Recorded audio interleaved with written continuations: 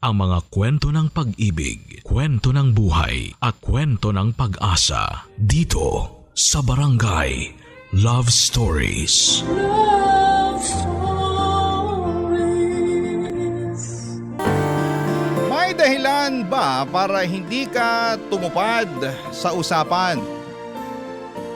Ayos lang kaya sa kanya na hindi mo tuparin kahit pinangako mong oo? Bakit nga ba hindi ka tutupad? Dear Papa Dudut, ako nga pala si Riri, ang pambansang bridesmaid. Bakit ko po nasabi? Lahat kasi ng mga kasal na mga kaibigan ko ay abay ako. Bridesmaid pero never akong naging maid of honor. Di naman sa walang kumukuha sa akin. Sa katunayan ay marami nang nag-offer sa akin na maging maid of honor dahil daw sa gusto nila ako. Pero lahat ng yon ay tinanggihan ko. Hindi naman sa tamad akong tumulong sa bride o sadyang maarte lamang ako. Nangako kasi ako sa isang tao na sa kanya lamang ako magiging maid of honor oras na ikasal siya. Walang iba kundi ang best friend kong si Lucille. Childhood best friends kami niyan. Kaya naman ang dali lang sabihin at ipangako sa kanya na balang araw kapag ikakasal siya, ako ang magiging maid of honor niya. Pero sa pagdaan po ng panahon ay biglang may magbabago. Bigla ako mapapatras. Bakit po? Hayaan niyo pong sa pagpapatuloy ng aking kwento ay sabihin ko sa inyo. Pero sa ngayon ay gusto ko muna kayong ibalik kung paano kami nagsimula ni Lucille na maging magkaibigan para maintindihan ninyo kung bakit ganon kahalaga para sa amin ang maging maid of honor ng bawat isa.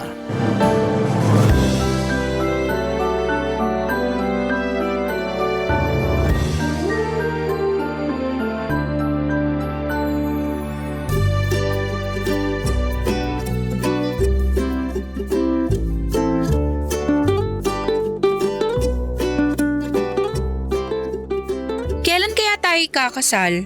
Yan na kagad ang iniisip mo, wala ka pang ang jowa. Palibhasa ikaw meron na, kaya ka mayabang dyan. Darating din yung sayo. Huwag ka lang masyadong choosy kasi. Binabaan ko na nga standards ko eh. Kumpara nung bata pa lang tayo. Grabe sobrang unrealistic ng listahan ng mga gusto ko sa lalaki. Naalala ko noon, sabi mo dapat 'di ba 5'9" ang height ng magiging karelasyon mo. Ngayon basta may height pwede na. Dati rin sabi mo kailangan may sasakyan na magiging jowa mo. Ngayon kahit lakad lang kasama siya masaya na ako. O kaya hatid niya ako sa paradahan ng tricycle. Gusto mo rin dapat maporma, yung laging sunod sa uso ang damit. Pero ngayon kahit ano na ang damit niya basta malinis at mabango siya.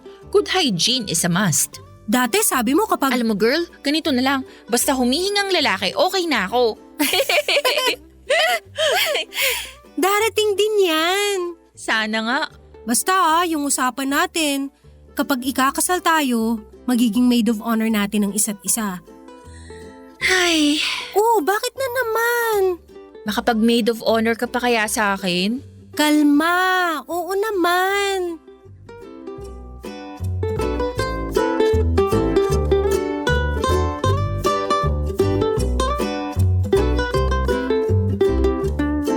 Paano nga ba nagsimula ang pangako namin sa isa't isa? Kapag kinasal kami ay magiging maid of honor namin ang bawat isa. Ganito kasi yon, Papa Dudut. Noong mga bata pa lamang kami ni Lucille habang naglalaro ang lahat ng mga kakilala naming bata ng bahay-bahayan, ay nauwili naman kami sa paglalaro ng kasal-kasalan. Kahit kaming dalawa lamang at ang groom namin. Yung malalaking stuffed toy po ni Lucille yun. Lalagyan lang namin ng ribbon ang leeg na mga yon at kunwari ay groom na namin sila. Kami naman ay maglalagay kami ng punda ng unan sa ulo para kunwari yun ang belo namin. May bestida din kaming mahaba na tinatakas namin sa tukador ng nanay ni Lucille kapag umaalis ito para kunwari ay iyon ang gown namin. Yung heels naman ay galing sa ate kong nagtatrabaho sa bangko. Yun ang sinusuot namin para makapag-practice na kami kung paano maglakad sa aisle. ng naka-heels dahil alam naming kailangan naming isuot yon kapag ikakasal kami. Madalas yung bulaklak na peke sa flower vase namin ang kinukuha ko para gawing bouquet at ang mga pinitas na dahon ng malunggay sa kapitbahay ang ginagawa naming pantapon sa isa't isa tulad ng ginagawa ng mga flower girls.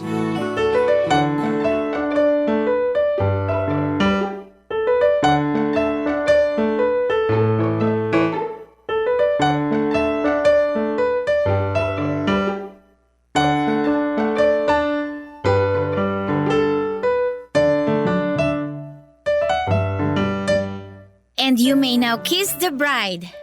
Kiss na, dali! Di naman sasabihin ng pare yung kiss na dali eh. Eh di sorry na. O, ako naman ngayon ang bride. Ibabato ko pa tong bouquet ko eh. Ay sige, sasaluhin ko. Umayos ka sa pagsalo ha. Paulit-ulit ako nagbabato, hindi mo naman nasasalo lagi. Ikaw kayang umayos dyan, ang pangit ang pagbato mo eh. O sige, 1, 2, 3! Ay, nasalo ko! Nasalo ko! Ikaw na ang next na ikakasal! Ay, ang ganda siguro kung totoong ikakasal tayo, no? Yung hindi sa teddy bear, tapos yung totoo yung bulaklak. Tapos kasya yung damit at sapatos sa atin. Sino kaya yung magiging groom natin, no? Sana wala dun sa mga kalaro natin kasi ang dudungis nila eh. Hanap tayo sa ibang lugar. Really? O bakit? Basta kapag lumaki tayo, tapos magpapakasal na, gawin pa rin natin to ha. Maglaro ng kasal-kasalan? Hindi! Yung maging maid of honor natin ng isa't isa. Maid of honor lang ha? Kasi ayoko maging pare, tapos flower girl ng sabay-sabay. Ang hirap kaya nun. Nakaloka ka talaga? Siyempre, hindi ganun. Wala naman kasi tayong ibang kalaro, kaya lahat tayong gumagawa. Bakit kaya ayaw nila ng kasal-kasalan? Ang saya kaya. Yung parang napapanood natin sa TV, di ba? Ang ganda lagi ng bride, tapos ang gwapo nung groom. Tapos iiyak pa sila. Kasi sobrang love nila ang isa't isa. Ay, sana balang araw ganun din tayo, no? Oo naman, magiging ganun tayo. Basta mag-pray lang tayo lagi para i-deliver na ng langit yung magiging groom natin. At kapag ikakasal tayo, Maid of honor natin ang bawat isa. at bawal na maging maid of honor sa iba, sa atin lang. Tama! Kaya dapat maging best friends pa rin tayo, ha? Sigurado yan. Tayo lang mag-best friend forever. O sige, tara. Tuloy na natin yung laro. Ako naman ang bride, ha? Akin yung heels, ako na ang lalakad. Diyan nagsimula ang munting pangako namin sa isa't isa ni Lucille. Tunog pang bata lamang yan, pero gusto naming panindigan yan balang araw. Bata pa lamang kami ay hopeless romantics na kami at umaasa kami na balang araw ay darating ang Prince Charming namin at gagawin kami hindi lang prinsesa, kundi bride. Hanggang sa paglaki namin ay baon namin ang pangako namin yan sa isa't isa. Hindi kami nakalimot. Tuwing may kinakasal sa mga kakilala namin ay pinapaalalahanan namin ang isa't isa tungkol sa pangako namin noong bata pa lamang kami. Siguro Papa Dudut ay isa yung pangako na yon sa mga dahilan kung bakit tumibay at kumapit kami sa pagkakaibigan naming dalawa ni Lucille. Kaya naman todo ang pagdarasal namin na sana ay magawa naming ikasal sa tamang lalaki para maranasan namin ang pakiramdam na maging maid of honor sa kasal ng bawat isa. Sa bawat isa at tumibay ang pagkakaibigan. Barangay Love Stories. Barangay Love Stories. Papadudod sa pagdaan ng panahon ay naging magkaiba ang lagay ng estado ng love life namin ni Lucille. Ako ang minalas, siya ang sinuwerte. Isa lang ang naging boyfriend niya, 7 taon na sila at nakikita kong totoong masaya sila. Samantalang ako ay lumagpas na sa 1 dosena ang mga nakadate ko pero ni isa roon ay hindi napatunayan sa akin na karapat-dapat silang maging karelasyon ko. Sobrang nawawala na ako ng pag-asa na mahahanap ko pa yung lalaking para sa akin. 1 taon na lang at magti-30 na ako. Kinasal na halos lahat ng mga kakilala ko at partida pa dahil mas bata pa ang mga yon kumpara sa akin. Madalas na akong tinutokso ng mga kakilala ko lalo na ng pamilya ko. Kailan daw ba sila makakarinig ng church bells? Sa una po ay sinasakyan ko lamang pero nung tumagal ay nakakaptik ko na. At kapag masyado na akong nape-pressure tungkol dito ay isa lang ang nilalapitan ko. Si Lucille. Dahil alam ko na siya ang pinaka nakakaintindi ng lahat ng ito.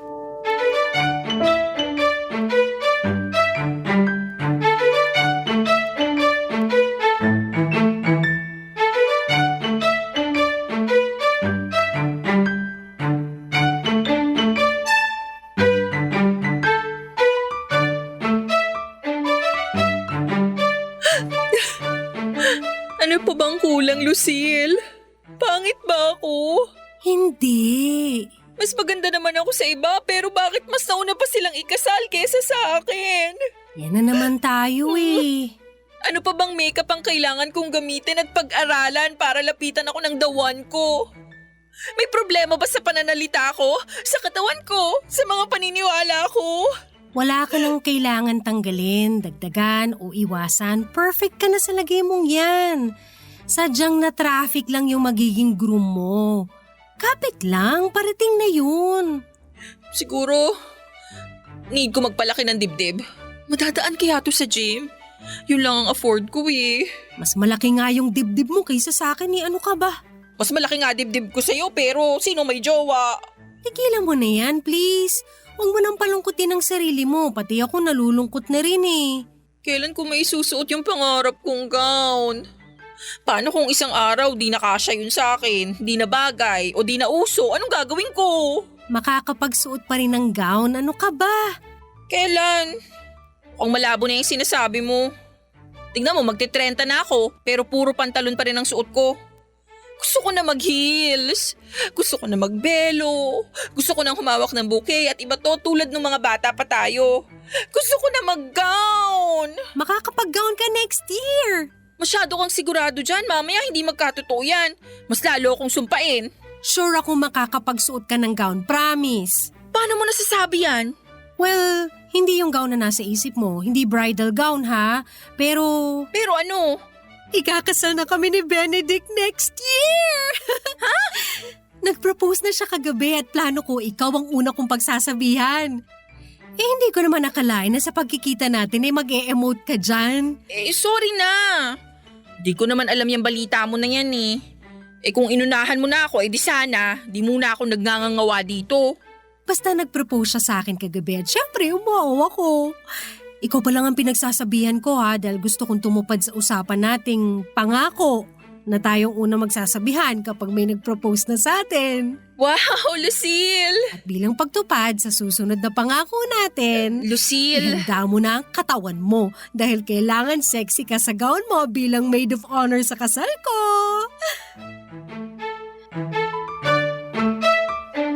Masayang masaya ako para kay Lucille nang binalita nito sa akin ang tungkol sa nalalapit niyang kasal. Siya ang unang ikakasal sa amin, oo, nakaramdam ako ng kaunting inggit. Pero mas nang ibabaw ang kasiyahan. Pero nung inopen up nito ang tungkol sa pangako kong pagiging maid of honor, para sa kanya ay bigla akong nag-alangan. Gusto kong tumanggi pero hindi ako nabigyan ng pagkakataon dahil alam kong inaasahan niya na tuloy na ang pagiging maid of honor ko sa kanya dahil yun naman ang pinangako namin sa isa't isa noong bata pa kami, hindi ba? Paano ko to lulusutan? Hindi ako pwedeng maging maid of honor niya at hindi ko pwedeng sabihin ang totoong dahilan. Kaya naman nung nagkita ulit kami after ilang araw ay nilatag ko sa kanya ang mga naisip kong dahilan kung bakit hindi na ako tutupad sa pagiging maid of honor sa kasal niya, Papa Dudut.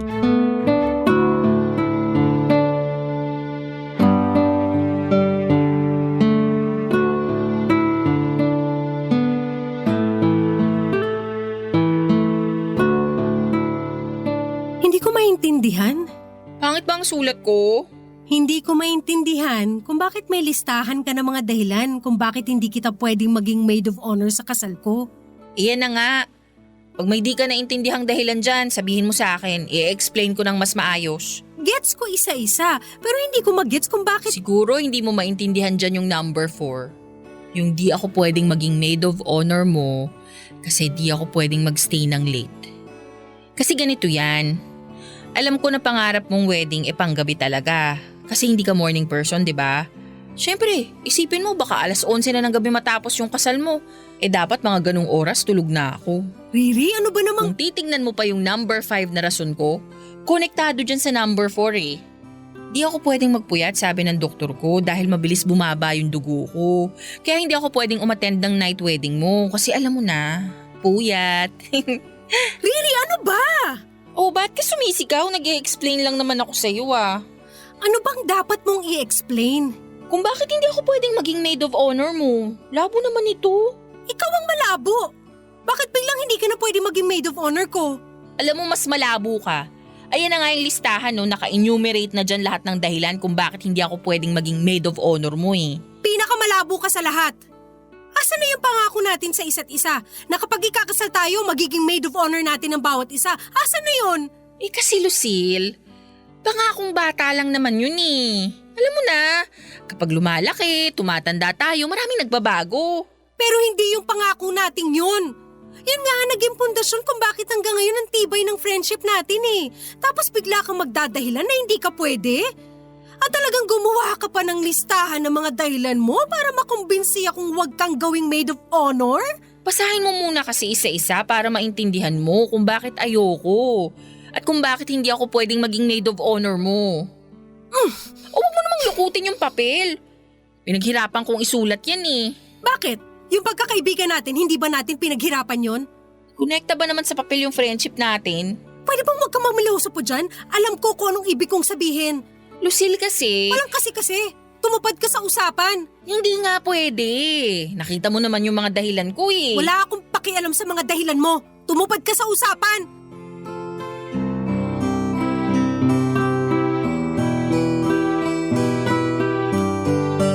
Papadudot, ramdam ko ang galit noon ni Lucille sa akin. Sa unang pagkakataon ay nakita ko siyang nagalit sa akin at nakaramdam ako ng konsensya.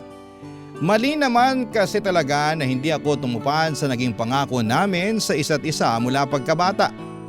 Sagrado ang pangakong yon. Alam ko yon. Pero hindi talaga pwedeng maging maid of honor ako sa kasal niya at ang totoong dahilan ay hindi ko pwedeng sabihin sa kanya. Wala sa listahang ipinakita ko sa kanya ang totoong dahilan kung bakit hindi ako pwedeng maging maid of honor sa kanya. Alam kong hindi niya matatanggap ang totoong dahilan, oras na malaman niya at natatakot ako kung sakaling malaman nga niya. Hindi ko alam kung paano i-explain sa kanya yon kung sakali. Bahala na. Gagawa ulit ako ng panibagong mga dahilan o mas magandang sabihing palusot para hindi na matuloy papadudot ang pagiging maid of honor ko para sa kaibigan ko. Barangay Love Stories. Barangay Love Stories. Lumipas ang 2 buwan pero wala pa rin akong magandang dahilan na ibibigay kay Lucille para hindi niya kukuning maid of honor. Naipadala na nga rito ang invitation sa akin at nakasulat na doon ang pangalan ko bilang maid of honor at wala na akong kawala hindi ba. Pero gagawa ako ng paraan. Hindi pa naman ako nasusukatan ng gown. Pwede siguro na magkasakit ako sa mismong araw ng kasal niya. Pero sino ang hahalili sa akin? Di nakadagdag pa ako ng stress para sa kanya. Ayaw ko namang ma-stress si Lucille at nag-isip ulit ako ng ibang dahilan. Pwedeng may pinapagawa sa akin ng nanay ko sa mismong araw ng kasal niya at hindi ako pwedeng tumanggi kundi ay mapapalo ako. Napailing na lamang ako sa naisip kong dahilan na yon. Sinong tangang maniniwala roon?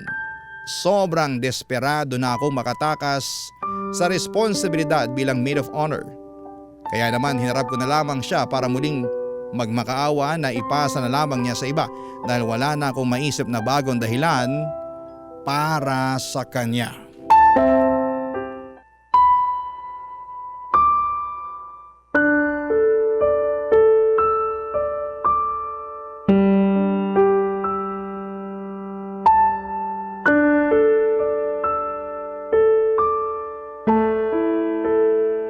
Kanina pa ako tumatawag sa'yo, hindi mo sinasagot. Busy ako. Pero nakapag-post ka ng kung ano-ano sa Facebook. Wala kang pake. Oh, bakit ganyan ka? Hindi mo alam kung bakit? Yung dahil sa pagtanggi kong maging maid of honor mo. Bakit meron pa bang iba? Lucille, hindi mo kasi maintindihan eh. Alam mo, gusto kitang maintindihan eh. Kung bakit ayaw mo, pero lahat ng binigay mong rason walang sense. Anong walang sense? Grabe ka naman. Alam mong walang sense lahat ng mga pinagsasabi mong dahilan sa akin. Ngayon mo sabihin sa akin yung totoo. Bakit? Ayaw ni Mama na maging maid of honor ako sa'yo. Riri, ano ba? Lucille, kasi Nangako tayo noon 20 years ago. Kapag ikakasal tayo, magiging maid of honor natin ng isa't isa. at kahit ano mangyari tutupad tayo sa usapan. O bakit ngayon hindi ka tutupad? Lucille, ang hirap sabihin eh. Mas mahirap pa kaysa sa panindigan ng pagkakaibigan natin? Hindi naman sa ganun. Sa ayaw at sa gusto mo, tutupad ka sa usapan. Kasi ako kahit ano pang mangyari sisiguraduhin kong magiging maid of honor mo ako sa kasal mo. At paano ka nakakasigurong ikakasal pa ako? Kasi pinagdarasal ko yan gabi-gabi. Ipinagdarasal ko na sana makilala mo na siya para hindi ka na umiiyak. Hindi ka na malungkot. Hindi ako naging maramot sa'yo sa dasal, Riri. At sana naman sa pinakamasayang araw ng buhay ko, hindi ka rin maging maramot sa pagtupad ng pangako mo.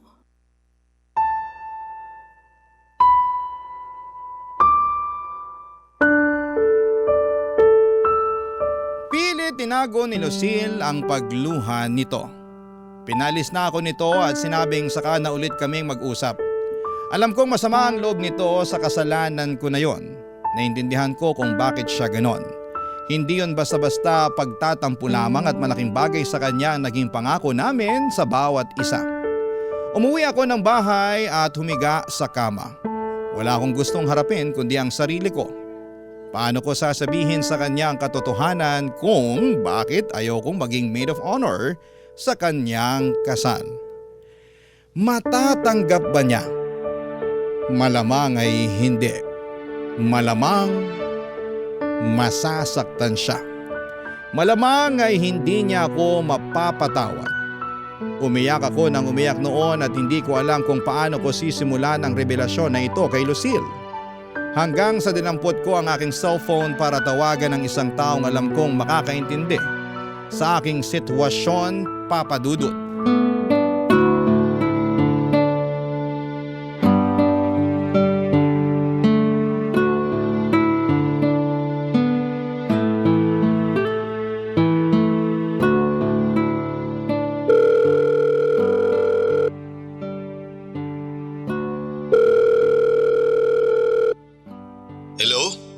Hello, Benedict. Oh, Riri, bakit? Paano? Anong paano? Paano ko makukumbinsi si Lucille na wag akong gawing maid of honor niya? Hindi pa rin ba niya kinakagat lahat ng mga sinabi mo? Hindi eh. Lalo pa siyang nagalit kasi nagmumukha na akong desperada. Kakapilit ng mga rason ko. Eh bakit kasi ayaw mo na lang ituloy yung pagme-maid of honor sa kasal namin? Alam mong hindi pwede. Hindi pwede dahil… Dahil sa atin. Ay…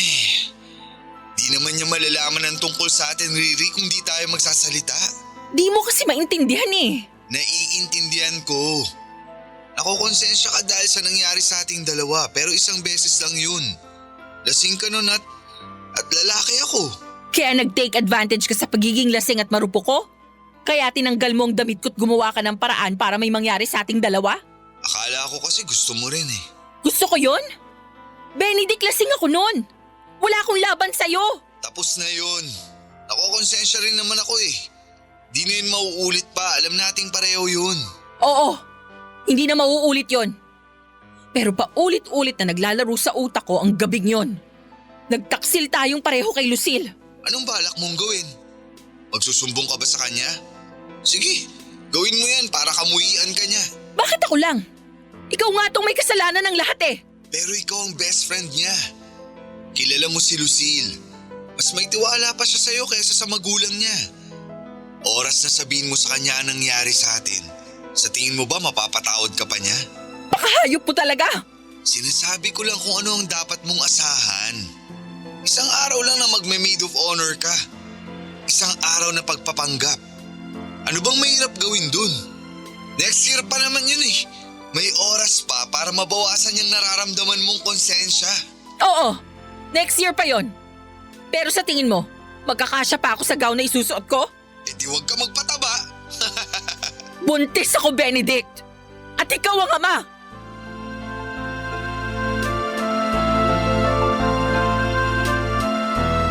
Isang gabing pagkakamali, nakabuo kami ni Benedict. Ito ang totoong dahilan kung bakit ayokong maging parte ng kasal ni Lucille dahil hindi ko alam kung paano ko kakayaning maglakad papunta sa altar habang bitbit ang isang sekreto na alam kong dudurog sa kanya. Hindi ako matulungan ni Benedict para lusutan ang problemang ito dahil kahit siya mismo ay ipit na rin dahil nabuntis nga niya ako. Paano kapag nalaman ito ni Lucille? Mapapatawad ba niya kami? Mapapatawad ba niya ako? Sasabihin ko ba sa kanya ang katotohanan? O hayaan ko na lamang ito at magpanggap na walang naganap? Paano kapag lumaki ang tiyan ko, ano ang isasagot ko kay Lucille? Kapag tinanong nito kung sino ang ama ng anak ko, maituturo ko ba si Benedict? Gusto ko nang mabaliw dahil sa dami ng katanungan sa isipan ko pero isa lang ang alam kong kailangan kong sagutin sa ngayon. Magiging maid of honor pa rin ba ako sa kasal ng best friend kong trinaydor ko? Papadudot hanggang ngayon ay hindi ko alam ang gagawin at hindi pa rin ako kinakausap ni Lucille dahil sa pagtatampo nito sa akin dahil nga sa pagtanggi ko sa kanya na maging maid of honor. Alam kong malaking bagay ang pagtupad ko sa pangako ko sa kanya. Noong bata pa lamang kami pero malaking bagay din ang nararamdaman kong konsensya. At alam kong baka ito ang maging dahilan para mas lalo kong hindi magampanan ng maayos ang pagiging maid of honor ko sa kanya. Sana po ay magawa ninyong matulungan ako kung ano nga ba ang dapat kong gawin sa problema kong ito. Maraming salamat po sa pagbasa at pag-unawa. Ako ang inyong kapuso at kabarangay forever, Riri. Ano ang masasabi mo sa ating Barangay Love Stories today? Aabangan namin yan sa aming comment section.